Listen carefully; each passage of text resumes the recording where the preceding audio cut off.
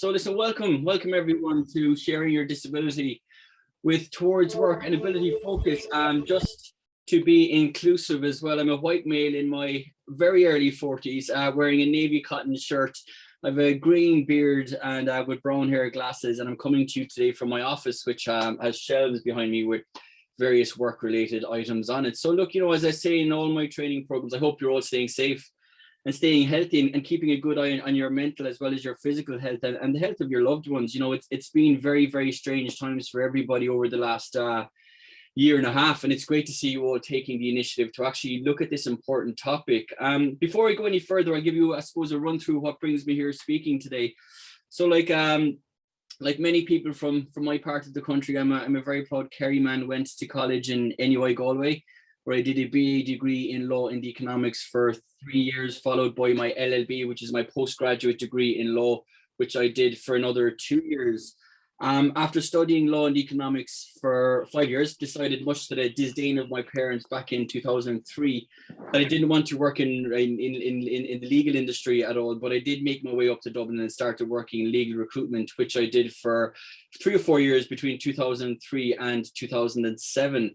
Then in 2007, I left recruitment and I made the call to finally work in an area that I suppose I've always had such a huge interest in, and that's disability and disability employment.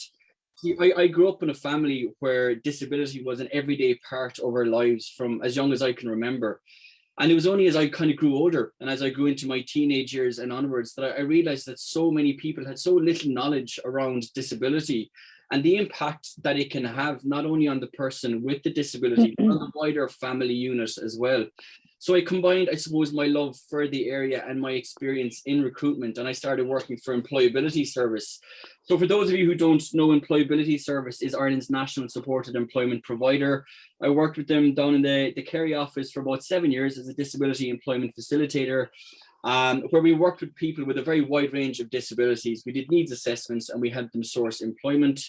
Then I was dragged kicking and screaming up here to County Meath by my wife a few years ago, and I worked as an employment facilitator and also then as the company coordinator for Employability Dublin North, where we managed the services across North Dublin. So anybody who had a disability, who was looking for work and needed assistance, they would be referred on to us from the DSP, and we would work with them. We're getting a lot of kind of background noise there, Claire, as well. Maybe some people could everyone just make sure actually they're on mute. That's what I'll just do, just make sure everybody's on mute there. Perfect. So anybody who had a disability who was within that geographical area, we would work with them and help them try and source employment and hopefully sustain that employment. Did that for a few years before leaving to join the regional management team of North Leinster Citizens Information, where we did a lot of work with people around advocacy casework as well. And we ended up in the WRC a number of times as representatives there. Then I left in 2019 and set up Ability Focus. And the reason I set up my company up, where we primarily do disability awareness training, was because I really felt that even with the best of intentions, so many employers, when they hired somebody with a disability, the jobs just didn't work out. And the reason they didn't work out, I felt, was there was such a wide-ranging lack of awareness around disability and what disability is. And I felt the best way to address that was primarily through doing disability awareness training. I've QQI certifications in disability awareness. I'm a member of the IITD, and the programs that we deliver are actually the only ones in Ireland that are actually CPD accredited as well when it comes to disability awareness training. So what we're going to be doing today is we're going to be focusing on sharing your disability. So over the program learning for the next 60 minutes or so, participants will explore the factors involved. We're getting a huge amount. What I'm going to do is I'm just going to make sure if everybody can actually just stay on mute, because that means I'm getting quite a lot of background feedback. So if we could actually just make sure, that'd be great. We're going to explore the factors in sharing your information around your disability. We're going to look at what a cost-benefit analysis of sharing is. We'll explore the what, the why, and the when of sharing our information around having a disability. And we're going to examine the concept of reasonable accommodation. It's a very, very important aspect in many cases when it comes to disability. And finally, we're very, very quickly just going to look at the Employment Equality Acts. So we're breaking this into 3 sections. So we're going to start now in a second with an introduction to sharing your disability. So basically this is the definition of disclosure, factors involved in sharing, and we're going to look at a cost-benefit analysis of sharing your disability. Then in section 2, we're going to look at the why, the what, and the when. This is a full section where we look at, why share, information around having a disability. What should you share? And I suppose most importantly, in many cases, during the recruitment process, when should you share that information? And then we're going to finish off looking at section 3, which is reasonable accommodation and the legal bit. So we're just going to finish up by looking at reasonable accommodation. Very quickly, we look at disproportionate burdens, and we're going to finish off by looking at the Employment Equality Acts.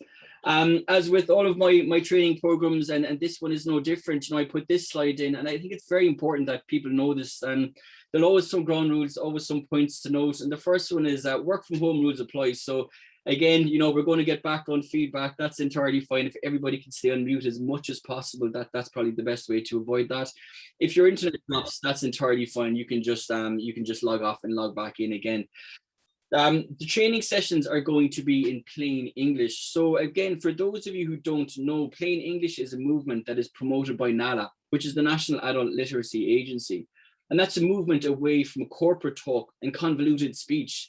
And what we're aiming for here is just not to use unnecessary language over the course of the next 60 minutes, because this is about creating access for everybody.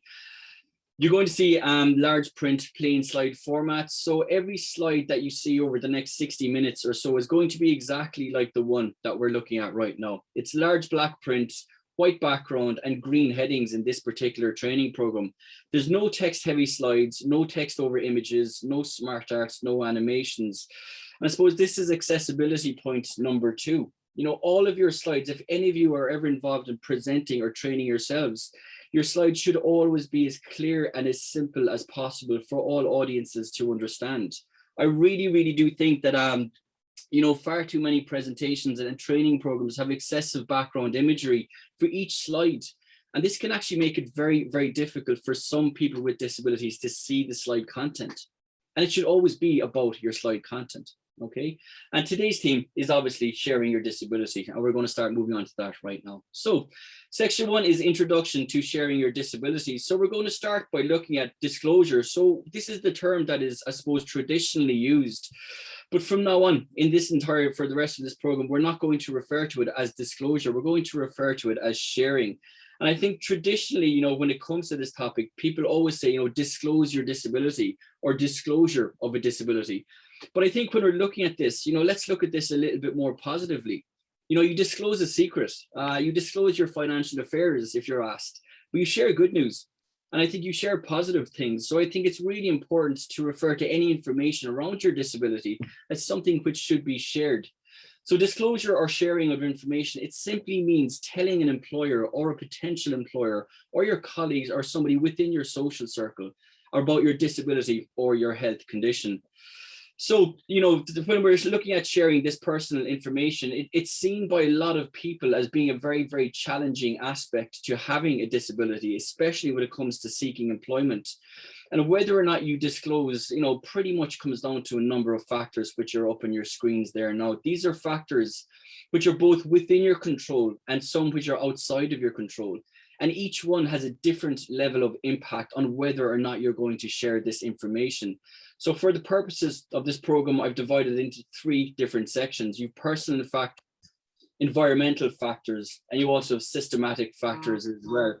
So these are the factors which are very, very specific to, I suppose, each one of you, and no 2 people anywhere will have the exact same combination of all 3. Okay, so we're going to start, first of all, by looking at what are the personal factors involved for each one of you tuning in today, and whether or not you're going to share information around having a disability. So what do we mean by personal factors? Well, this is the type of disability you have, your personality, your life experiences of having a disability, and social attitudes. So when we look at the type of disability that you have, for example, people with a non-visual disability may quite often give greater consideration as to whether or not they should share information around a disability than somebody who may have a physical or maybe an visually obvious disability, such as a wheelchair user, for example. And even within non-visual disabilities, everybody will approach this very, very differently. It's very, very personal. Your personality is hugely influential in whether or not you're going to share this information. So are you a really, really chatty person? Do you tend to share a lot of information around your own personal life and professional life, as I probably do a little bit too much when you're speaking with people, or are you very, very quiet? Are you fairly introvert, and do you tend to just generally keep things to yourself? Your life experiences of having a disability, do you have a kind of a positive life experience of having a disability, or have you experienced more negative aspects to having a disability? All of these things are your personal factors, which will influence whether or not you're confident or you want to share information around having a disability. And social attitudes towards your disability as well. How does society perceive disability in general? And maybe more specifically, how does society perceive your disability in general? So each one of us really does have a completely different set of personal circumstances. And this is what is all genuinely makes each one of us brilliantly unique. And I think so that's the first thing that we bring today when we're looking at whether or not we should be sharing information around having a disability, our own personal factors. The second one, which we're going to look at here, is environmental factors. So what do we mean when we say environmental factors? Well, these are things that are kind of, outside of your control, or the kind of the workplace environment in general. So you're looking at, first of all, the company culture in the organization that you're applying to. Is this a company that you're getting a good vibe off? Check their Twitter, their Facebook, their Instagram accounts, their websites. Do they mention reasonable accommodations when the job is advertised? These are all things that give you a very good idea as to whether or not you think this might be an organization which is accepting and understanding of disability. The industry that you're looking to work in, certain industries, the reality is, traditionally are very positive towards disabilities, and some are just traditionally quite negative towards disabilities. So I think, certain industries, if you look at maybe the public sector, where we would do a lot of work with, very, very positive towards hiring people with disabilities. So that would be an environmental factor, which will determine, a little bit more whether or not you might share this information.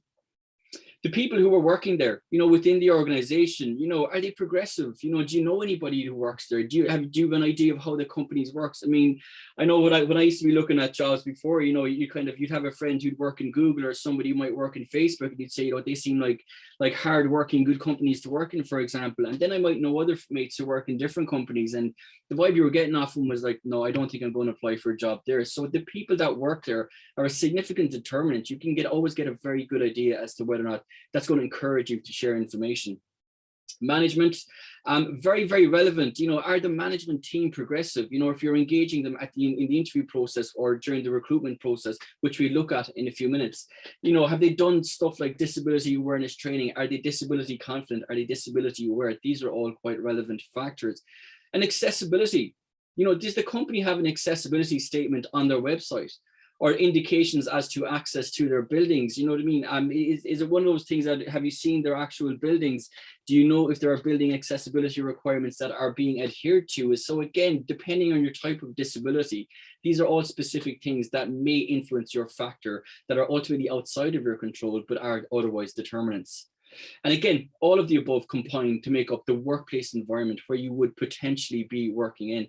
Now, again, one caveat I'd say here is it's not the end of the world. If you're looking up a website and you see that they don't have an accessibility statement, or when they advertise their jobs, they didn't have an equal opportunity statement, or they don't have various indications as to accessibility for their buildings, that might not be true, to a purposely done stream of thought. They might not have just entered their kind of their way of thinking, but they may be very open to hiring someone with a disability when they are presented with that. So don't discount an organization just because they aren't giving very instant visual representations or understanding of disability.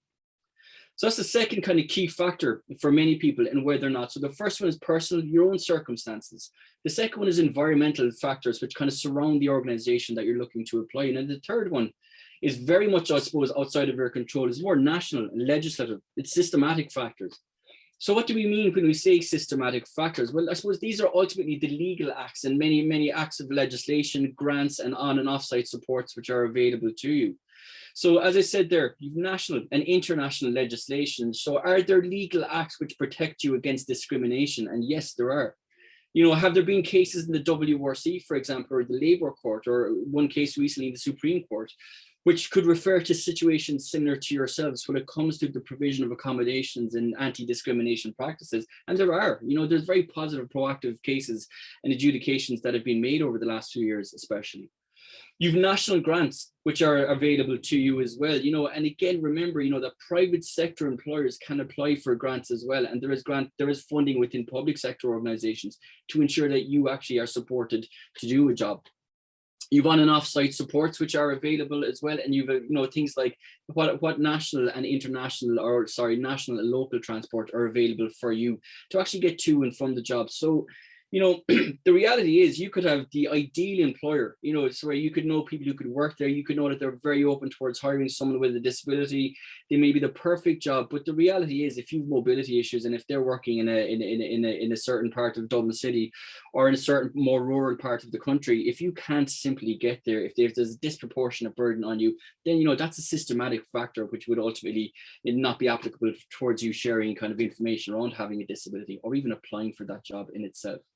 So these are wide ranging, and they very much tend to be national, as opposed to just looking at yourself, the company, and the people that work there. So as I said, these are the three main factors that are looked at by people when they're considering whether or not they're going to share information around a disability. We all do it. We just don't realize that we actually do it in many cases in that manner. So I suppose it's just kind of broken down for you in that context. So what we're going to do now is we're going to look, now that we've looked at the three kind of main factors when it comes to whether or not you're going to disclose a disability, we're going to move on to the cost benefit analysis. Now, I spent 3 years studying economics, and this is one of the few things that I do remember quite well from that long time ago, and it's the cost benefit analysis. So what is a cost benefit analysis? Well, this is when you ultimately look at a situation and when you think of all the factors involved and you decide whether or not something is going to be worth doing. You're basically weighing up the pros and the cons, the costs against the benefits. And in this situation, what you're doing is weighing up the costs against the benefits of sharing information around disability to a potential employer, okay? So the cost benefit analysis of sharing information relating to disability, it's a very, very personal decision for many people. And a lot of it will depend on your previous experiences. And a lot of it will be where you factor in the factors that we've just looked at right now. You factor in your personal factors, your environmental factors, the systematic factors. You kind of combine all three, and then you do your cost benefit analysis. You say, listen, is this something that I'm going to share with them? Am I happy to do that? Or will I wait till later on during the interview process? Or will I not share this information at all? Or ultimately, will have the cost benefit analysis and the factors involved made me realize that maybe this isn't a company that I actually feel happy that I am going to apply for. A key thing to remember here is that whether or not you decide to share information, it's entirely your own decision. If you decide that you do or you don't want to share this information, then fair enough. There is no legal obligation on you to share information around a disability if you don't want to. Okay, so this is a very, very key thing to remember before we move on to the actual, the what, the why, and the when of sharing a disability. So now that we have looked at the cost benefit analysis around sharing information on having a disability, and we've realized we kind of focus on the fact that this is very much your own decision. And remember, you are in control here. We move now on to when you should do this, what you should share, and maybe why you should share information around having a disability. So as I said, so what we're going to, this is the section 2, which is the why, the what, and the when. And we're going to spend a few minutes looking at this section with kind of a main focus on when, because I'm making an assumption here that people will get to a stage that they are going to share information on having a disability. So the main thing is, at what stage during the recruitment process or when during the recruitment process do you actually share this information? So for the next few slides, what we're going to do is we're going to start by looking at the why. We're going to look at the pros and cons of sharing information around having a disability. Once this is done, we're going to look at what level of relevant information should you share. And once you've decided, why and what to share, then we're going to spend a few minutes looking at when during the recruitment process you should actually share this information. So why should you share information around having a disability? Well, firstly, remember, this is your own personal decision. There is no legal obligation on you to share information or to disclose information about your disability to any employer, unless by not doing so would result in a dangerous workplace environment for either you, your colleagues, or for customers or service users, okay? So this is very, very important. And kind of, I suppose, going back to it being your own personal decision, if you just don't feel comfortable around sharing this information, if you've looked at the situation, decided, for now, I'm just going to keep this information to myself, then that is absolutely fair enough, okay? You need to be comfortable in this situation. So always remember to do what is right for you when you are applying for a job. As we were saying there, there's no legal obligation to share this information, but, it is relevant in certain aspects. So, for example, if you have epilepsy and if you fairly relatively regular seizures and you're interviewing for a role which requires you to drive maybe to rural areas in your own car on a fairly regular basis, then you probably should be sharing this information to see if there's another way that you can get to those rural areas. Maybe there's public transport, maybe somebody else could drive you, or maybe someone else could do that particular role. When, what, or why you disclose, again, it is your own choice. And that's something that we really keep saying to people quite a lot, is that you are in control. This is your process. You're the one who's applying for the job. So, and make decisions, again, very much based on what you are most comfortable with. So why should you share information around having a disability? Well, first of all, you might be happy to let them know. And I think that's a really, really positive context. You're very confident in yourself, or you maybe you have a visual disability, maybe you have a non-visual disability, but you're okay with letting your employer know and, getting it out there from the very, very start of the actual recruitment process. You might need time off for medical appointments, for example. And I think, that's something that a lot of employers like to know, that, listen, if somebody does need specific time off for certain appointments, that, it's important that you share that information. You might want to share information around having a disability because you might need time off due to, or they might need to know, important medical information. So if you have diabetes, or if you're a chronic asthmatic, for example, they may need specific medical information in case something does happen to you in a workplace environment. You may need accessible or assistive technology during the interview process, or maybe after you've started your work. You may need to ensure a wheelchair accessible building. Again, it happens, probably a lot more often than you would realize, for people to turn up in to an actual interview setting and they realize that the actual building itself isn't accessible. So by sharing that information, you're just informing, in an example, an interview context, that, look, actually I need an accessible building as well. A job coach or a personal assistant may regularly be coming in to see you, which happens quite a lot as well. Again, when I worked with employability, it's something that, job coaches or employment facilitators would regularly need to be going on site to actually meeting the clients or the service users. So, you need to share that information to inform your potential employers that somebody will be looking to come on site. If it's a site where there might be hazardous materials, if it may be a building site, for example, the employers need to be made aware of that. It might help explain gaps in your CV. So, sharing that information, it says, listen, because of a circumstance or situation, I was out of work for 6 months or 8 months due to an illness. That is explaining quite clearly that gap on your CV. You use ISL, Irish Sign Language, and you want them to know this before interviewing, for example. I think that can be quite important as well. You may need other reasonable accommodations to be made. Again, if you require any form of accommodations, which we look at later on during this training program, and if you do need those to be made, you'll have to share that information around your disability as to why those accommodations are made, and just assist them with actually sourcing the appropriate levels of accommodations for you. And remember, there's no legal obligation to support you if they're simply not aware of your disability. Accenture did a survey recently where they actually found that once an employee shared information around having a disability, I believe is the workforce productivity and their happiness rose by over 30%. So again, there's so many people working so many companies right across Ireland, and they haven't shared information around having a disability with their employers.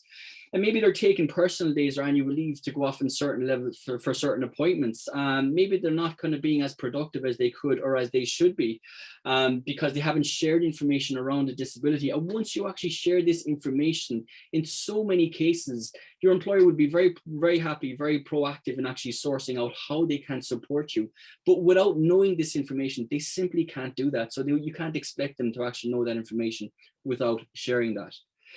In an ideal world, everything would be hugely positive around disability, but unfortunately, we don't live in an ideal world. And while I'm such a positive believer in the positive potential of disability, people do have negative experiences. And again, everyone's situation is very, very different. So for some of you, this may be relevant, or for all of you, this may be relevant in different ways of actually looking at it. You might be worried about being treated differently. That's the reality, that, once you say, look, I have disability X, that you're worried about stigma or misrepresentations coming in. So that's the level of worry that some people might have. You might have been discriminated against in the past, which happens more often than not. In the job seeking process, I was speaking with somebody recently who was definitely discriminated against during the job seeking process. So again, it happens quite often. So again, during the interview process, that's something that people are a little bit concerned about, sharing information. That, look, what if I share this information, I might be discriminated against over the during the interview process. Certain disabilities still carry stigmas, and which bring preconceived attitudes as well, unfortunately. And there are perceived legal concerns as well. I think the reality is that some people, they're worried that once they share information around having a disability, that the employer is going to say, what if they have an accident in work? Is there some legal issues around it, and so on and so forth. So people bring these misperceptions and misconceptions to actually the job seeking process. And finally, probably just the most important one, it's a really personal issue for everybody. Whether you have a disability that's visual, whether it's non-visual, it's your disability, and it's a very, very important aspect. And it can be very, very difficult for anybody to actually share any form of personal information, especially with somebody who's potentially a stranger. Somebody that you're meeting for the first time in an interview context, for example, that you're actually sharing this really, really personal information on. And I think that's probably one of the biggest ones as well, is why some people don't want to share information around having a disability. So we've looked at why you should share information, and I suppose in some cases why not you should share information around having a disability. And this brings us on now to the next section, the what. So this is, what information should you actually share? Well, remember your reason for sharing information around a disability. You're not sharing this information for the crack. So remember this. This is work. It's a personal issue, and it's so keep your main reasons for sharing this information at the very, very forefront of your mind. You don't have to go into great amounts of detail, and I don't think anybody likes it when people, overshare information, and you don't need to delve into the really, really hard details of your disability and the very detailed specifics of it. But maybe just things like specifics of maybe, if you need to head off on a Tuesday afternoon, or you need certain levels of accommodations or requirements, that is enough, So think, what is your reasons for sharing it? Always remember that, and keep them relevant to the actual job that you are doing. It doesn't have to be involved in a personal context. You don't have to delve too much into the ins and outs of your disabilities as well. If you are seeking reasonable accommodations, it's likely that you're going to be expected to give an explanation as to why you are seeking those accommodations. So for example, if you have a mental health issue or a mental illness and you need to see a mental health professional maybe every 2 weeks, you might need time off from work. And, this time off is called a reasonable accommodation. And to get this, all you really have to say is, I need to see somebody every second Tuesday due to my disability, which is a mental health issue. You don't need to say that I have schizophrenia or bipolar disorder, I have depression, or whatever it is that you have. You don't need to explain the exact details of this here. There is a good chance that if you do share this information, that somebody who's working in HR, for example, or the manager might say, look, that's entirely fine, but to support you to actually do the job to the best of your ability, we need to see just relevant documentation from your medical professional. And they can give that, again, your medical professional will quite often just write down appointments are required due to disability X. It could be any, they won't write down the exact specifics. So again, you're kind of sharing that information without sharing too much. So don't worry too much about that in that regard. And again, give information relevant to the job only. I think the thing to remember here is that sometimes when we start to share information, we can kind of go in too much into it. Once we start talking, we don't stop sometimes. So again, remember, keep this relevant to the job. What times do you need off, for example? Why do you need this time off? And can you get documentation if it is required? If you are asked questions, you can answer them. But again, you don't need to go sharing too much personal information, because it is quite personal information. So we've looked at what you're sharing, and now we're moving on to the bigger one, which is when should you share this? And this is a really, really important aspect to sharing information around having a disability to any potential employer. It's a really, really individual situation or decision. No two situations or no two circumstances here are the same, and they should never be treated the same. And I think, that being said, I do definitely think that there are appropriate times to share information around having a disability. As they say, timing is kind of everything, especially during the recruitment process. What I say here is take control of the process, adopt a very positive and a very confident approach.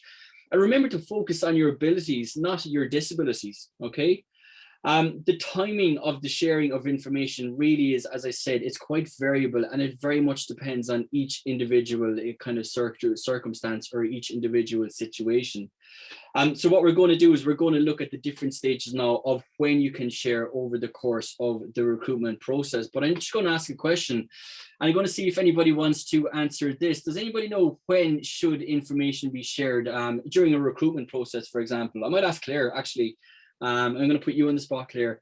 When do you think information should be shared when you have a disability? Would you say in the initial application letter, when you're called for an interview, during the interview, when a job offer has been made, after you start your job? Or do you think it depends on everyone's circumstances? Wait to put me on the spot. I would go with 6, depending on people's circumstances, but maybe between 3 and 4, depending on reasonable accommodations that are maybe needed for that. If that makes sense. 10 out of 10. Yeah, it does. Well, first of all, you're right. It really does. It depends on everybody's circumstances. Everybody's completely different. And there's certain reasons why you might need to share information a little bit earlier than somebody else, for example. But I do personally believe that there are certain times that are really appropriate to be sharing a disability information around a disability. And this is what we're going to look at here. And I think this is probably, for this training program, this is probably the most appropriate or the most important thing that we will look at here. So the first one that we're going to be looking at here is the actual application letter. Okay, so this is the first opportunity to share information with a prospective employer around having a disability. The benefits to sharing information at this early stage is that you'll know if an employer is open to hiring somebody with a disability. If you share information around having a disability when you're applying for a job, the very, very first step, and you're called for an interview, and accommodations are offered and so on, this is a really, really good sign. And you're on the ball here, and you're lucky you found a really good and willing and understanding employer. But the costs are that an employer just simply might decide not to proceed with your application due to a misconception, a lack of information, or maybe stigma around disabilities. That's the reality that happens in some cases. There's some people who just don't get disability, some people who don't see the potential in disability, some people just want to avoid it. That's the reality of the world that we live in right now. But the reality is, if that ever does happen, do you think you ever want to work for a company like that?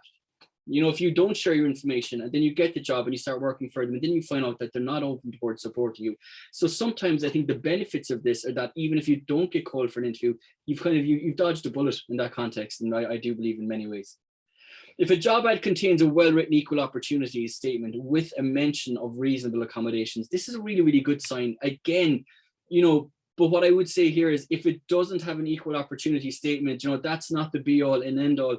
We simply don't do a lot of them here in Ireland. We did a survey in last year in 2020, where we looked at over 550 employers in public sector, private sector, and recruitment advertising, to see how many or Irish organizations included equal opportunity statements and reasonable accommodation supports. And it was a tiny percentage in the overall greater scheme of things. In recruitment, is 0% of any recruitment agencies did this. In the private sector, only 4% had an offer of reasonable accommodations. And in the public sector, public sector, nonprofits and charities, I think it was about 24% as well. So I think if you don't see that, don't use that as too much, don't perceive it as too much of a negative thing. They might be very supportive and very understanding. They just might not be aware that they should have an equal opportunity statement in their ad. So the first one is the application, and that's the first opportunity that you have. And the benefits of that, if you're called for an interview, you're really onto a good thing. If you're not, maybe that's not the worst thing in the world as well. Maybe you've dodged a bad company to work for.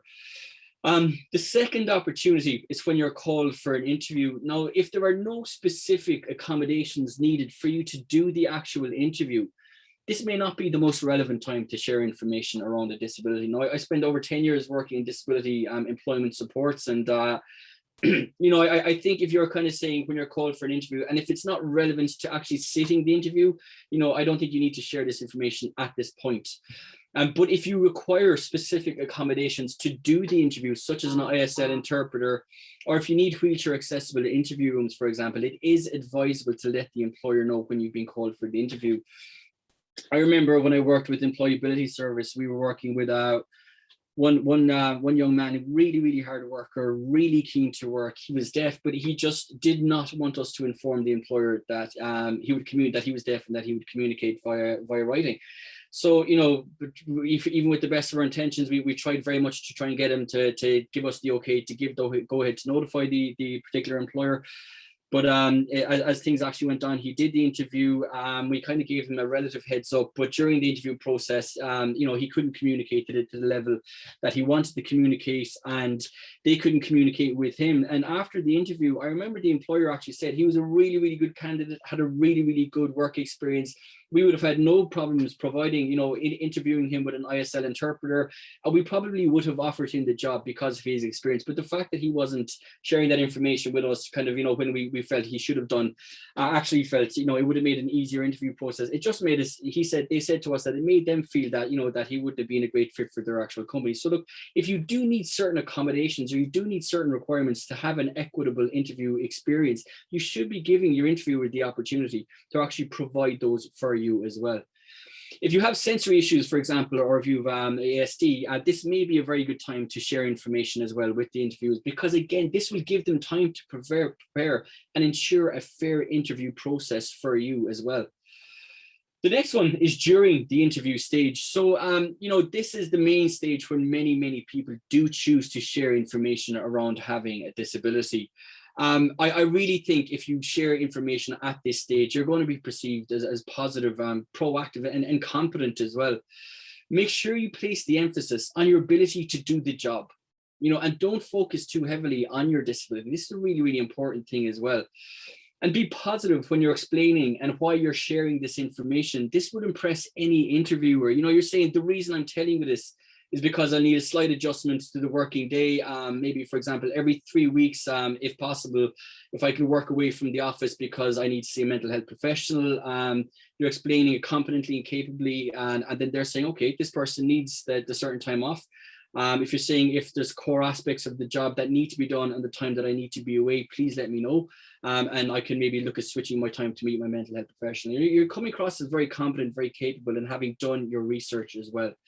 Or another way of looking at this is you say, I might require a screen reader to assist me with certain tasks. And then you follow it up with saying, these are quite inexpensive and they're very easy to source.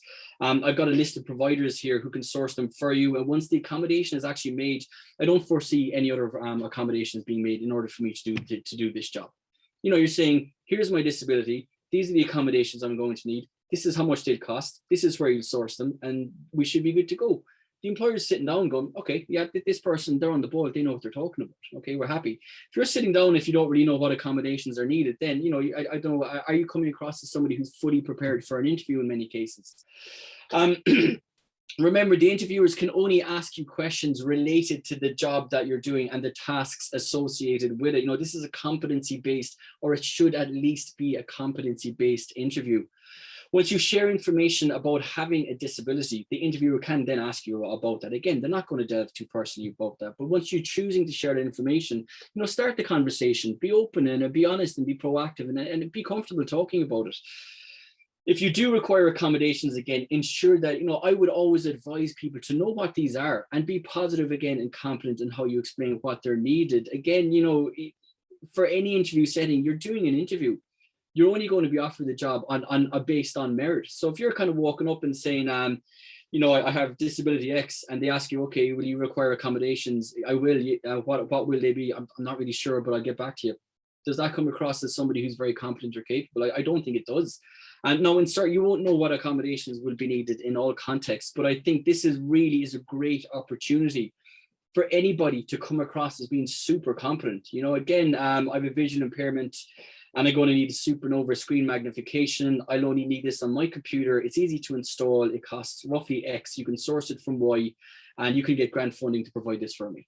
They're going, okay, we're comfortable with this, and we know that this person is going to be a good addition to our team. So you've done that now during the interview. Now, the next kind of option is, if you choose not to share that information at this stage, is when you actually move on to when a job offer is actually made. Now, this is the last chance to share information about a disability before you start your job. Now, you'll have a good idea at this stage about the company, about the people who work there, and about the overall company culture. At this stage, you've applied for the job, you've checked the website out, you've done 1 or 2 interviews, you've maybe met the manager, you've met the HR team, you're okay at this stage, right, listen, are these people I'm going to be comfortable sharing this information with? So you will have a good idea about the company and the people who work there and the culture, and this should help shape your overall decision. Again, going back to the factors that we looked at, this is the second factors that we were looking at. At this stage, you'll have hopefully been offered the job on your own merits, and you've demonstrated your competency and your ability to actually do the job. And if you have been fully able to explain how you can do all the different tasks of the job without mentioning any impact on your disability, then you've proven again your ability to do this job. Sometimes what I do find, just to finish up on this point, is that the later in the day when you share information around having a disability, the reality is sometimes the less favorably it's looked on by employers.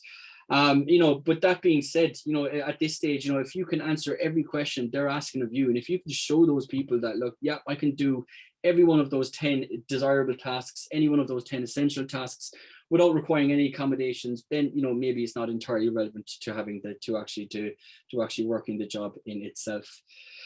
Then the final stage, really, when it comes to sharing information around having a disability to an employer, is after you've started the job. Now, if your disability impacts on how you can do the job, and you will need reasonable accommodations to be made, then you really should be sharing it, at the very latest at this point. This is just my own personal advice from working within the area in disability employment support specifically for 10 years. Don't wait until issues start to present at work, so you've proven that you can do the job, but maybe, as time goes on, that you could do the job better with certain accommodations. And 4 or 5 weeks in, the issues start to arise and the employers say, look, what's the story here? And then you actually share that information on having a disability. They're going to be probably in most cases a little bit disappointed that you didn't just share that information earlier on in the process. Some employers will not look very, very favorably at sharing information at this stage. When you've done, maybe applied for a job, you've done the initial interview, the second interview, you've had the job offer, and then you're turning on to your employer and saying, after you secured the job, look, I have a disability and I'm going to require accommodations. Some will be entirely fine, but some might not be. So I think we can actually ask that question. If anybody wants to answer that at the end, we can ask that. So why is it that some employers might not look at that favorably? I think the reality is that some employers might just prefer the overall levels of honesty. You're hiring somebody for any job based on a number of factors. Are they a good fit for the team? Are they honest? Are they nice people? Do they have a good skill set? And if someone's not sharing something that might impact on how they do the job, that might be perceived by them as not being entirely honest, not being entirely forthcoming as well. But that does vary very much depending on each employer. Okay. So that's the second section that we're looking at there. And that's the why, the what, and the when that you actually do share your disability. And look, it is so personal for everybody, but it is about being positive, proactive, and about being confident in yourself and not over having to share information, and only sharing the information that you're actually comfortable sharing. And remember, if it's not relevant to doing the job, you don't have to share that information in any way, shape, or form. Okay. So we're going to move on now to the shorter of the 3 sections, which is section 3, which is reasonable accommodation and the legal bit as we term. So I've kind of mentioned reasonable accommodations a few times this morning, and something we do a lot of in our training, because it's really, really important for a lot of people who have disabilities when it comes to actually working within jobs, within various organizations. So what is reasonable accommodation? Well, reasonable accommodations are accommodations which are made by an employer for an employee or an interviewee, or maybe even for service users in many cases, so that they can do their job, or that they can interview to an equal standard as anybody. There are accommodations that are made to give you an equitable chance of interviewing or working a job. So I'll give you a number of examples of reasonable accommodations during the interview or during the recruitment process. Now, this might be applicable to some of you or to all of you as well. So the first one is when a company ensures that there's an accessible interview room. Every organization, I really do believe, should be ensuring that every interview room should be accessible. Whether or not you are interviewing anybody with a disability, it's just the right thing to do.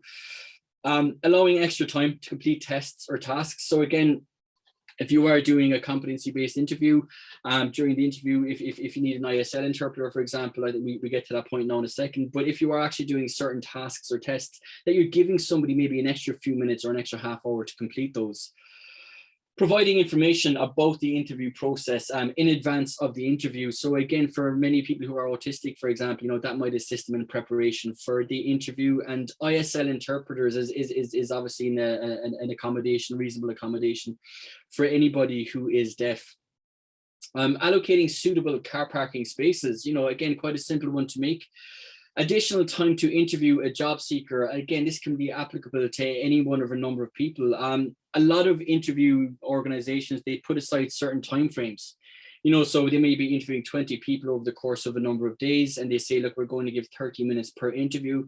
And because of any one of a number of disabilities, some people might take a little bit longer to speak or to convey their answers. So, by giving people notice, a reasonable accommodation would be giving one particular person maybe an hour to actually sit that interview. Adjusting the lighting in the interview room and flexibility with scheduling of interviews. Again, for some people who may have mobility issues, who may struggle to get into the IFSC, not for an interview at 9 o'clock on a Monday morning, that you're saying, look, we'll actually do that interview at 11:30, for example, or for anybody who may have any one of a number of other reasons, that you're actually just being flexible in actually scheduling your interviews. And a really, really big one, is remote interviewing. I think this is going to become part and parcel of every company going forward now. Again, primarily for somebody, for just as one example, who may have mobility issues, that you're not asking somebody to come from Navan into the IFSC or Navan into St. Stephen's Green, as I said, for example, at 9 o'clock on a Monday morning to do an interview. I think we're all so used to this way of working now. We're having full-on meetings, training programs, and so on via Zoom and WebEx and Teams. So by giving people that option to actually do that, I think it's definitely going to be done so much more going forward for the recruitment process. Some examples of workplace reasonable accommodations then after you've started the jobs are accessible workplaces, time off to attend medical appointments, redeployment of some of the tasks of the jobs. Then generally these tend to be the non-core duties, but again, if somebody acquires a disability, you would also need to look at redeployment of core tasks. That's a training program for another day. Having a mentor on site or allowing job coaches to come to the workplace as well are examples of accommodations. Assistive technology, changing somebody's working times. And I think disability awareness training is, again, it's obviously what we do, but I think it's so important. So many people who have disabilities, they start jobs within organizations. And within 3 months, 6 months, 9 months, they're gone. And maybe the adaptive software or the assistive technology is there. Maybe there was a ramp and a screen reader. But maybe the staff who worked there just didn't know how to engage somebody with a disability. Maybe they themselves were a little bit uncomfortable with something they just didn't know a lot about. So I think disability awareness training really, really is so important when it comes to an appropriate, reasonable accommodation. Again, remote working, it's not a silver bullet. You know what I mean? Like there's pros and cons, but it is definitely an excellent option for many people who have disabilities. And so they are the main workplace accommodations that you would potentially be provided with if you are sharing information around having a disability. Now, does an employer have to provide you with reasonable accommodations? So again, when you are sharing this information, a lot of the reason you're going to share information around having a disability is because you are seeking those reasonable accommodations during the interview, or you're sharing information because you will need workplace accommodations to be made. So does an employer have to provide you with reasonable accommodations? Well, once a company has been placed on notice of a job seeker needing accommodations for an interview, they are obliged to provide you with accommodations to do that interview. And if an employer is placed on notice of an employee having a disability, they are legally obliged to investigate how they can support that employee by providing reasonable accommodations as well. Employers do not have to provide you with anything as well, so which you are expected to provide for yourself. So that would be things like hearing aids or glasses or anything like that. Okay. As we move towards the end of the program, the last thing I'd ever want is for people tuning in this morning to leave here thinking that every employer or any employers have to always accommodate them due to a disability. And unfortunately, sometimes the cost of adapting a premises or changing the working at times or working patterns, sometimes that's just not possible, and this might place any organization, especially smaller organizations, it might place them under what's termed a disproportionate burden. And again, especially relevant if it is a smaller organization. So what is a disproportionate burden? Well, a disproportionate burden is when you going to provide reasonable accommodations. It comes at too high a cost for a company. So when you're looking at disproportionate burden, you know, there are three things that are primarily looked at. And we're just touching upon this from one slide, just so you are relevant, you are aware of it. There's the financial cost. There's the size of the business. And again, can they get public funding or grant assistance? So again, you know, just keep this in mind if you are looking at sharing information around having a disability, and you feel there may be certain workplace accommodations or adaptations that may have to be made. You know, again, if it's a very small company that works in an old Georgian building in a part of town, and if there's issues around access, then, you know, that might be too much of a disproportionate burden for them to adapt the premises view. You know, the level of board burden then, you know, would be certainly be a lot less on significantly larger organizations. So the financial cost is impacted here. And as well, always remember that the private sector organizations can get grant funding to actually support you to actually do the job to the best of your ability as well. So disproportionate burden is very, very important as well. The larger the organization is, the assumption is the more money they have, the greater the levels of supports that they can give to you. A smaller organization would have a greater level of disproportionate burden applied. Just before we move on to the Employment Equality Acts, I'm just going to show you a thing here called the Reasonable Accommodation Passports. And you know, these I really think these are the way forward, because what it actually does is directly linked to people around sharing information around having a disability, and it prevents you having to do it again and again and again and over again. So reasonable accommodation passports, these are live documents which are designed for employees who need accommodations in order to do the job to the best of their ability. It's a written record of accommodations which is reviewed and agreed by the employee, maybe their manager, the line manager, and human resources. And it removes the need for an employee to reshare information around their disability as well as their accommodations required if they move departments or if a new manager starts. So basically, you know, you start working for an organization, you sit down, you know, in the first week or so with your direct line manager, with your HR manager or your access officer or DLO, and you know, you agree on filling out the reasonable accommodation passports. I know on the Employers for Change websites, there's a link to the IBEC reasonable accommodation passports. I think every organization should have these as part of their policies. You sit down, you don't again need to go into great details around your disability. You say, look, these are the accommodations I need. This is how often they'll need to be reviewed. You know, and any other relevant details. It's signed by yourself, your manager, everyone's aware of it, or anybody who is a stakeholder is fully aware of it. And then that is, you know, ultimately held. If you move on to it, if you get promoted and you move on to a different department, then that comes with you. You know what I mean? That you're not ultimately sitting down re-explaining to a new manager or anybody new who's involved in your circumstance, you know, what your requirements are. Or again, if your manager moves on and if a new manager takes over your department, again, they're not wondering why Steve's heading off every Friday at 2 o'clock. You know, so again, they start to take over the department. They're saying, well, listen, this is Steve's accommodation passport here. And they're very aware. It saves you having to reshare that information. So we're going to finish up. We're going to look very, very quickly at the Employment Equality Act. So there are four main pieces of legislation which prohibit discrimination on a number of distinct grounds, including disability. So these are the Disability Act 2005, which is just related to the public sector. You have the Employment Equality Act, the Equal Status Act, and you have the United Nations Convention on the Rights of Persons with Disabilities. These are all relatively relevant to everybody, but just for the purpose of this training, we're just going to look at one here because we are talking ultimately about employment. So this act, the Employment Equality Act, covers everything to do with employment, and it covers employees in both the public sector and the private sector.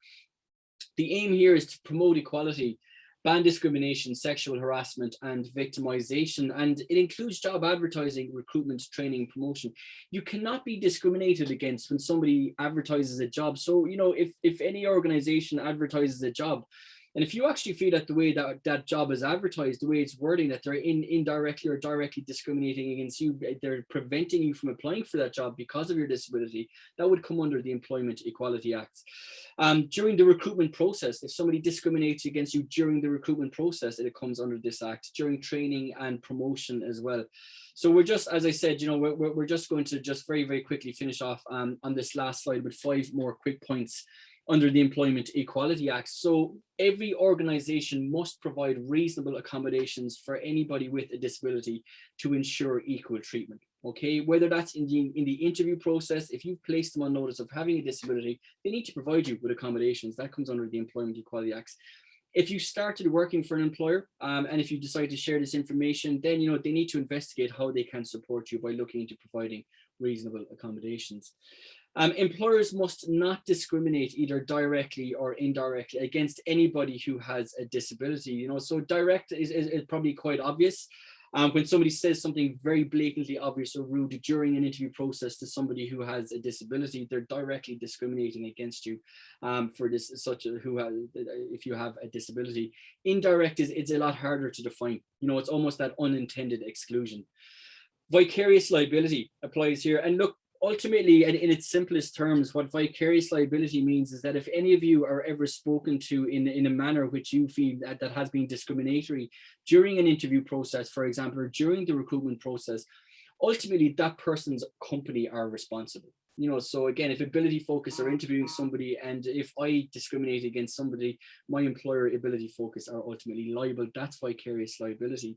And the Employment Equality Acts, they allow for positive action to ensure people with disabilities are offered equal treatment as well.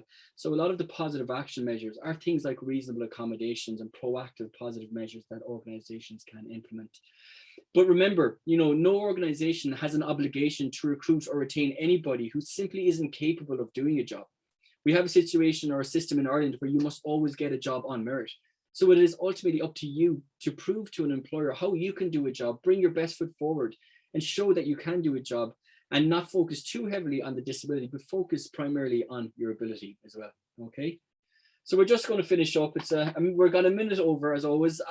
Look, so just some key points, to remember from this. And I hope you did get a few good key takeaways from this.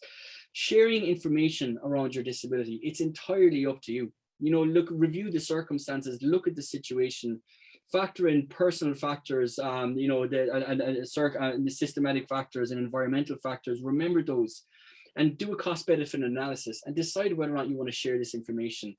And decide when you want to share that information and how you're going to share it. This is all your call. It is up to you what you're going to say, when you're going to say it, why you say it, and how you say it as well. And remember to only share information if you're fully comfortable doing so, and if it's for the right reasons. I would always say a big thing, having prepped loads of people for interviews over the years, was do your research and have your preparation done. It's one thing coming to an interview and saying, I have a disability and I might need accommodations, or maybe just saying I have a disability and not following it up. It's another thing coming to an interview and saying, I have a disability, I might need accommodations, and not really knowing what those accommodations are. But you'll really impress if you go and you do an interview, say, I have a disability, this is the disability, these are the accommodations I'm going to need, this is how we can get them, and this is where they can be sourced from, and after that I'm good to go. I think that's going to impress any interviewers.